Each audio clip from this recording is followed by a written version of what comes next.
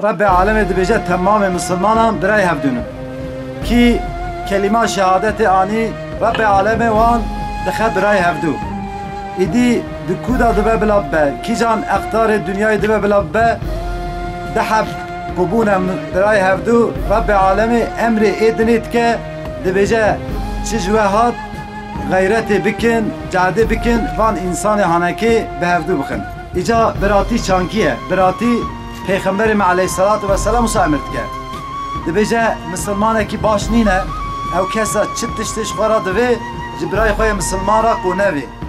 Demek ki ölçüya ku Hazreti Muhammed aleyhissalatu vesselam daniye li ser me çi tiştê ku em ji xwe ra bibin gelek ji alema İslamê ra di ku da dibe bila bibe ji wî Müslümanê ra jê em bibin.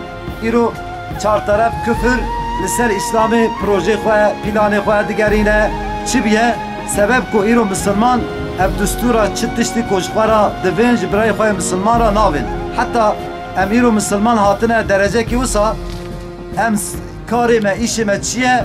Ev e. Em birayê xwe Müslüman cînarê xwe, merfê xwe, eqrebayê xwe em zelîl dikin. Îro tu li dirênî di Sûriyeyê da, di Iraqê da, di her terefê İslamê da tu li dirênî küfür bi me leyîstiye me paramparçe kiriye. Her yekî navekî li me daniye silahê daye destê me dibêje dê ka dê tu lê dewî bikujîne. Ew lê dewî dikujîne Allahu Ekber dibêje, ew lê dewî dikujîne Allahu Ekber dibêje. Gava ku em hişê xwe neynin serê xwe tê evê hanekê tê çam bibin tê bi me bileyzin. Rabbi alemê tiştekî dibêje ji vî ra dibêje ve'atasimu bihablillahi cemî'a. Gelî Müslümanan.